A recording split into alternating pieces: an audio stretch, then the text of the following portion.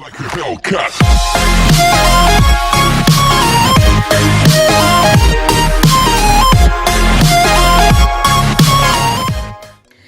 ഇന്നിവിടെ ഉണ്ടാക്കാൻ പോകുന്നത് ഒരു ഗ്രീൻ പീസിന്റെ റെസിപ്പിയാണ്. അപ്പം ഒരു ഗ്രീൻ പീസ് മസാലയാണ് ചെയ്യാൻ പോകുന്നത്. അപ്പോൾ നമ്മൾ മെയിൻ ആയിട്ട് വേണ്ടതെന്ന് പറഞ്ഞാൽ ഗ്രീൻ പീസ് വേണം. ഞാനിവിടെ ഒരു 2 കപ്പ് ഗ്രീൻ പീസ് എടുത്തിട്ടുണ്ട്. അത് ഓവർനൈറ്റ് വെള്ളത്തിലിട്ടൊന്ന് കുതിർത്ത് ഇതിപ്പോൾ കഴുകി വെച്ചിരിക്കുന്നതാണ്. അത് നമുക്കൊന്ന് മാറ്റി വെക്കാം. ഇന്ന് നമുക്ക് ഇതിലേക്ക് വേണ്ടിയ സാധനങ്ങൾ എന്ന് പറഞ്ഞാൽ ഞാൻ ഒരു പൊട്ടറ്റോ എടുത്തിട്ടുണ്ട്, ചെറുതായിട്ട് കട്ട് ചെയ്തത്. പിന്നെ ഒരു സവാള, വലിയൊരു സവാളയാണ്. പിന്നെ ഒരു ചെറിയൊരു ക്യാരറ്റ്, പിന്നെ ഒരു ചെറിയ കഷ്ണം ഇഞ്ചി വെളുത്തുള്ളി എടുത്തിട്ടുണ്ട്. ഒരു 5 കഷ്ണം വെളുത്തുള്ളി എടുത്തത് നമുക്ക് ചതച്ചെടുക്കേണ്ടതാണ്. ഇതൊരു 3 പച്ചമുളക് കീറി എടുത്തിട്ടുണ്ട്. കറിവേപ്പില. ഇപ്പം മല്ലിയില ഉണ്ടെങ്കിൽ മല്ലിയില എടുക്കാം. എൻ്റെ ഇപ്പം മല്ലിയില ഇല്ല, അതുകൊണ്ട് എടുക്കുന്നില്ല. മല്ലിയില കൂടി ഇടുവാണെങ്കിൽ കുറച്ചുകൂടി ഒരു ടേസ്റ്റ് ആണ് കേട്ടോ. അപ്പം ഇത് നമുക്ക് എങ്ങനെയാണ് ചെയ്യുന്നതെന്ന് ഇനി നമുക്ക് നോക്കാം. അപ്പൊ ആദ്യം നമുക്ക് ചെയ്യേണ്ടത് എന്താണെന്ന് വെച്ചാൽ ഈ ഗ്രീൻ പീസ് നമുക്ക് കുക്കറിലിട്ട് നന്നായിട്ടൊന്ന് കുക്ക് ചെയ്തെടുക്കണം. ഗ്രീൻ പീസ് ഇട്ടു. ഇനി കുറച്ച് വെള്ളം ഒഴിച്ചു കൊടുക്കുക.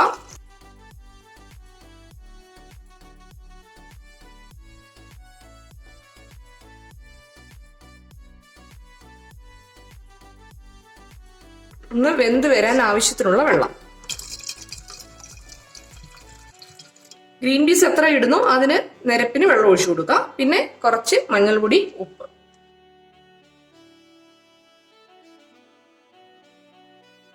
ഗ്രീൻ പീസിനുള്ള ഉപ്പിട്ടാൽ മതി. ഇത് നന്നായിട്ടൊന്ന് മിക്സ് ചെയ്യുക. അടച്ചു വെച്ച് നന്നായിട്ടൊന്ന് കുക്ക് ചെയ്തെടുക്കുക. നമ്മൾ പാൻ വെച്ചിട്ടുണ്ട്. നന്നായിട്ട് ചൂടായതിനു ശേഷം കുറച്ച് ഓയിൽ ഒഴിച്ചു കൊടുക്കാം. എണ്ണ നന്നായിട്ട് ചൂടായി വന്നതിന് ശേഷം നമുക്ക് കടുക് കൂടെ ഇട്ട് കൊടുക്കാം. കടുക് ഒന്ന് പൊട്ടി വന്നിട്ടുണ്ട്. നമ്മൾ ഇഞ്ചി വെളുത്തുള്ളി ഒന്ന് ചതച്ചെടുത്തിട്ടുണ്ടായിരുന്നു, അത് ഇട്ട് കൊടുക്കാം. കറിവേപ്പില ഇട്ട് കൊടുക്കാം.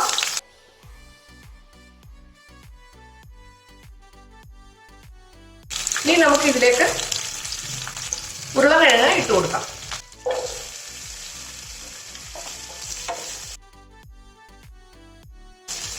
ഒപ്പം തന്നെ ക്യാരറ്റ്,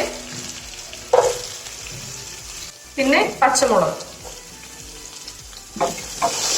ഇതെല്ലാം കൂടെ നന്നായിട്ടൊന്ന് വഴറ്റി കൊടുക്കണം.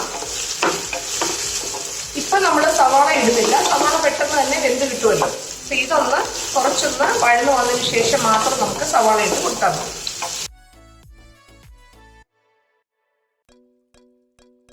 ഒരല്പം ഉപ്പും കൂടെ ചേർത്ത് കൊടുക്കാം.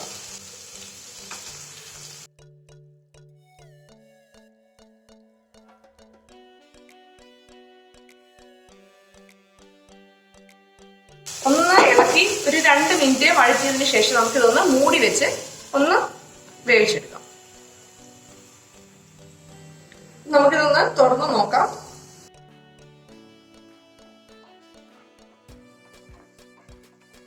ഒന്ന് നന്നായിട്ടൊന്ന് വഴന്നു വന്നിട്ടുണ്ട്. ഇനി നമുക്ക് അരിഞ്ഞു വെച്ചിരിക്കുന്ന സവാളയും കൂടി ഇതിലേക്ക് ചേർത്ത് കൊടുക്കാം.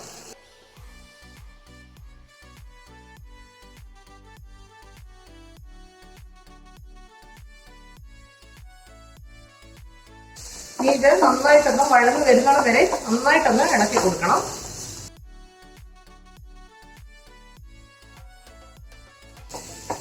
നന്നായിട്ടൊന്ന് വഴന്നു വന്നിട്ടുണ്ട്. അപ്പൊ ബാക്കി കുക്കാകുന്നത് നമ്മുടെ ഇത് കിടന്നൊന്ന് കുക്കായിക്കോളൂ. ഇനി നമുക്ക് മസാലകളൊക്കെ ഇടാം. 1 ടേബിൾ സ്പൂണ് മല്ലിപ്പൊടി, 1 ടേബിൾ സ്പൂണ് മുളക് പൊടി, 1 table spoon Kashmiri chilli powder. ഞാൻ കുറച്ചുകൂടെ ഒക്കെ ഇട്ടത് എൻ്റെ സ്പൂൺ കുറച്ച് ചെറുതായതുകൊണ്ടാണ്. ടേബിൾ സ്പൂൺ ആണെങ്കിൽ അത്രയും മതി. പിന്നെ നമുക്ക് ഇതിലേക്ക് വേണ്ടെന്ന് പറഞ്ഞാൽ ചാറ്റ് മസാലയാണ്. അത് നല്ല 1 സ്പൂണ് ചാറ്റ് മസാല ചേർത്ത് കൊടുക്കാം. 1/2 സ്പൂണ് ഗരം മസാല, ഒരു അല്പം പെരിഞ്ചീരകം ഇങ്ങനെ കുറച്ച് മതി.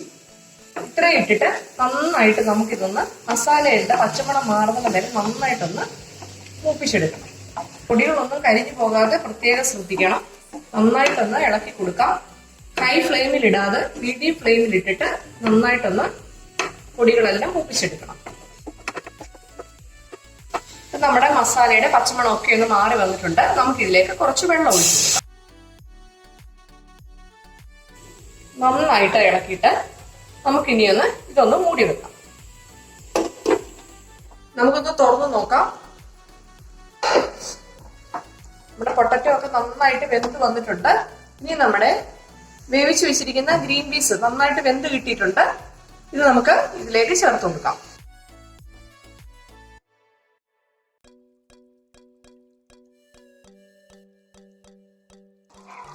അപ്പൊ നമ്മുടെ ഗ്രീൻ പീസ് കറി നന്നായിട്ടൊന്ന് തിളച്ചു വന്നിട്ടുണ്ട്.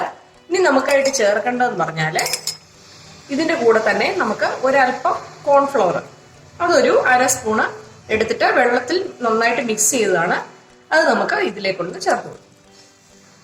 ഞാനിപ്പോ ഹൈ ഫ്ലെയിമിൽ തന്നെയാണ് വെച്ചിരിക്കുന്നത്. നന്നായിട്ടൊന്ന് ഇളക്കി കൊടുക്കാം. ഇതിപ്പം എല്ലാ മസാലകളും നമ്മൾ ചേർത്തു. ഇനിയിപ്പൊ നമ്മൾ ഒരു 5 മിനിറ്റ് ഇതിന്റെ കുറച്ചൊന്ന് ആ ഗ്രേവി ഒന്ന് പറ്റി വരണം. അപ്പൊ നമുക്കൊന്ന് അടച്ചു വെച്ചിട്ട് ഒരു 5 മിനിറ്റ് ഒന്ന് വെയിറ്റ് ചെയ്യാം. നമുക്കിനി നമ്മുടെ കറി ഒന്ന് തുറന്നു നോക്കാം. ഇതിന്റെ ഗ്രേവി ഒക്കെ പറ്റിയിട്ടുണ്ട്. കുറച്ച് നമുക്ക് വേണമല്ലോ, ഒരുപാട് കറിയായിട്ടല്ല നമ്മൾ എടുക്കുന്നത്. ഇനി നമുക്ക് ലാസ്റ്റിലായിട്ട് നമ്മുടെ ഇൻഗ്രീഡിയന്റ് തേങ്ങാപ്പാൽ. ഇത് 1-ാം പാലാണ്. നമ്മൾ 2-ാം പാലും ഒന്നും എടുക്കുന്നില്ല, 1-ാം പാല് മാത്രമേ ഉള്ളൂ. നല്ല കട്ടിക്ക് എടുത്തതാണ്. ഇതൊരു 3/4 കപ്പുണ്ട്. അതുകൂടെ നമുക്ക് ഇതിലേക്ക് ചേർത്ത്.